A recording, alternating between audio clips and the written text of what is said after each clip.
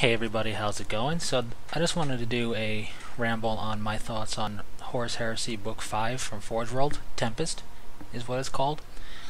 And I thought I'd do it this way because trying to film the book and flip through the glossy pages and without glare wasn't working out.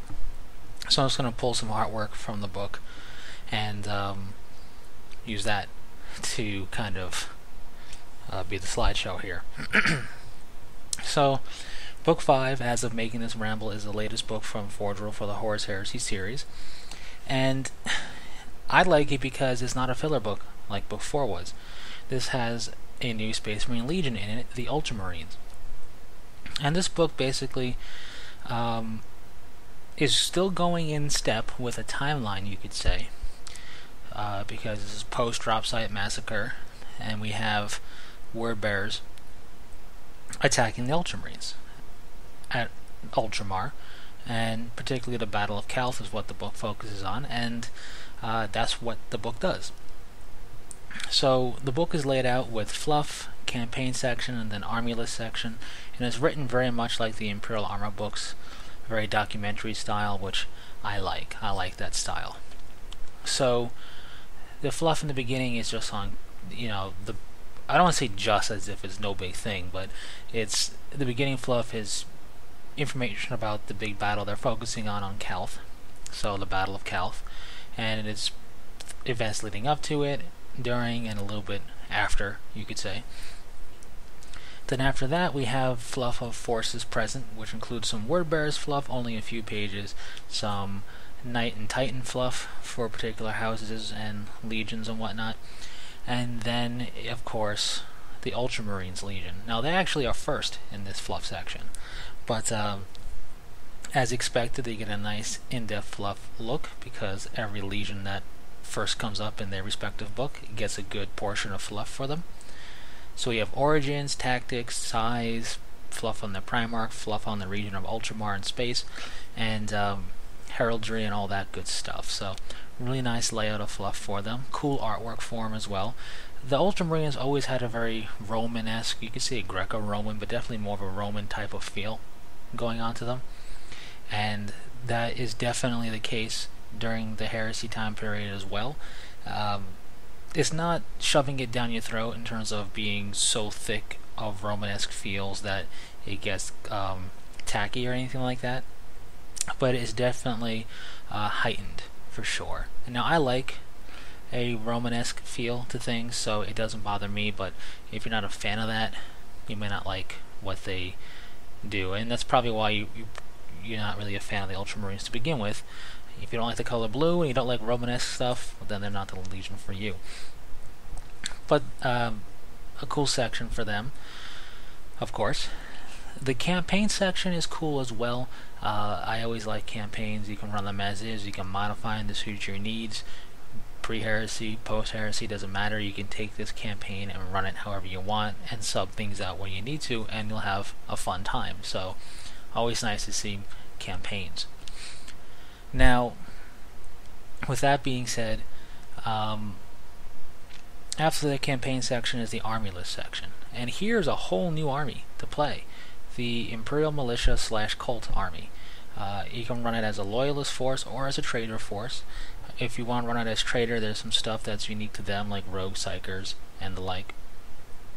And basically it represents a cultist force, a planetary militia or defense force, and even just your standard bulk Imperial Army stuff. It has Ogren and Tech Priest Engineers, and it has your conscript type of forces. It has vehicles. It has the whole shebang, you could say. Its own war gear setup, rules, and everything. So it's definitely cool to see. I wasn't expecting that, to be honest. And it makes sense. The Word Bearers utilize a lot of cultists, so on that front it makes sense. The Ultramarines do maintain a nice militia force, you could say, of standard humans, a planetary defense force throughout the region of Ultramar, so it makes sense there as well. So it makes sense to put it here. And it's yet another way to play during the Horus Heresy time period if you're not fancying a Space Marine Legion. So that's pretty cool. Now, with that being said, we have extra army list stuff for the Mechanica and Legion of Astartes, like the Deredeo Dreadnought, and they're in their own sections here. Just kind of like, expanding the army list for those respective forces. And then we get into the Ultramarines army list section proper. Here we have their Legion rules, kind of like chapter tactics of the Codex for 40k, only it's Legion tactics here for the Ultramarines. I like it. It represents the Legion well in terms of chain of command and discipline and flexibility and adaptability. There's some war gear. And the thing I like about Forge World and what they do with the Horus Heresy stuff is that you can see some Legion specific war gear stuff, be it a upgrade that any generic appropriate unit can take, like a Centurion or a Praetor or whatever a special character may have. They do, not all the time and not so obviously, but they like to try and link things together from pre to post heresy. The Legantine Axe and the Mantle of Ultramar suits of armor, to me, have very similar feels, you could say, to the Axes of Ultramar, which are relic blades in 40k, and to Sicarius' armor itself that he wears. And it's not a one-to-one direct correlation, but you can see that maybe over time these things have become what we know as the Axes of Ultramar, for example, with the Legantine Axe. I just like that, and this has happened in the past, but I like that they continue to do that because it helps bridge this kind of yawning chasm of a gap of what happened to all the stuff from this time period to post-heresy, which is a ramble I have for another time. So we have that. They have a special character Dreadnought, and they have a special character non-Dreadnought, special character whose name is Remus Venatus. There's no Romulus, but we have Remus, like I said, very heavy with the Romanesque stuff.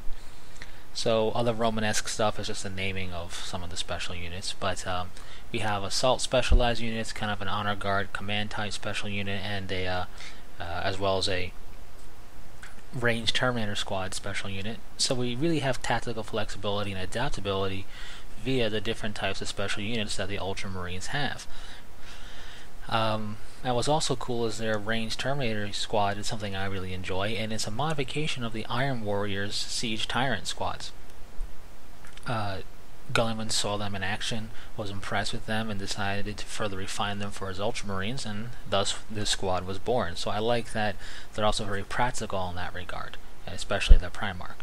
And the entry for the Primarch is pretty good as well. I have to say, in my opinion, I think they did a good job getting all the Primarchs in the sweet zone when not one feels overpowered amongst the rest, and there isn't one that feels completely useless.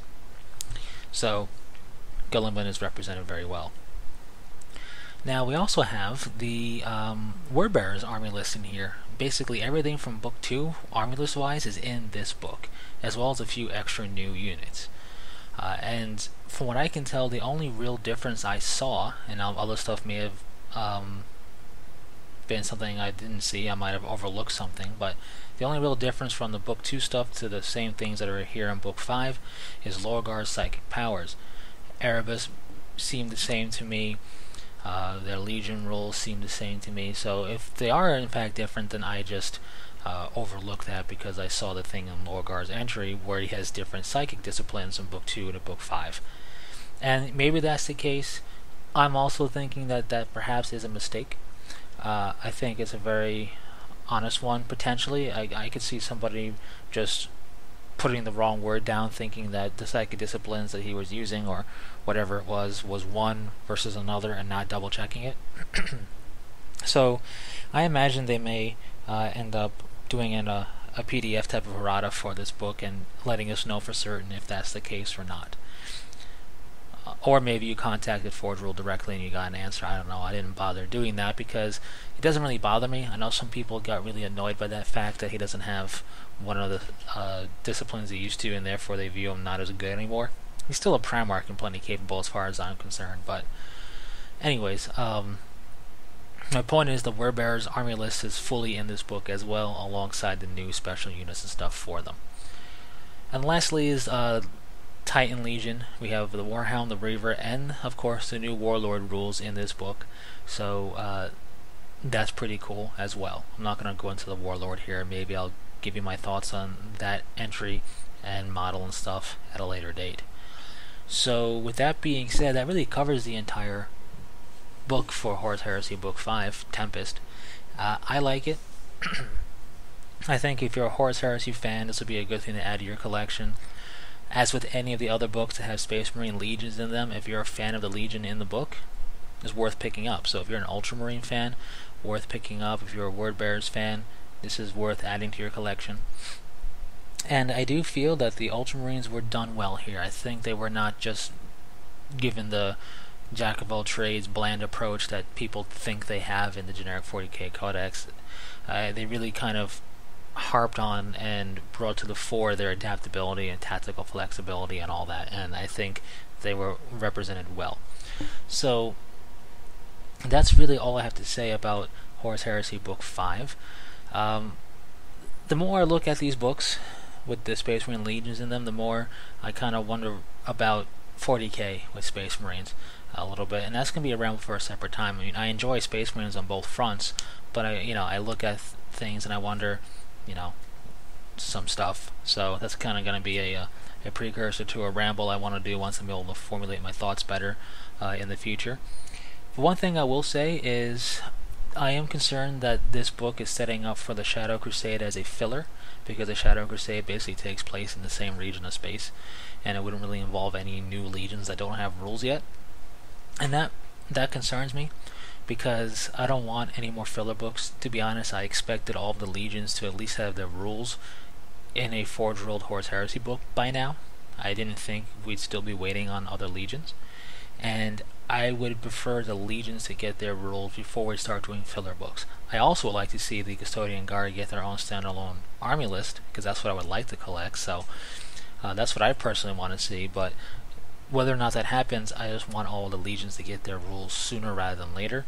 So my only concern is that they may be tempted to do another filler book before doing the Space Marine Legions some more. So hopefully that's not the case. But anyways, that's really it for this ramble, so thanks for sticking through it. Let me know if you've read through Book 5, if you enjoyed or not. And until the next one, take it easy.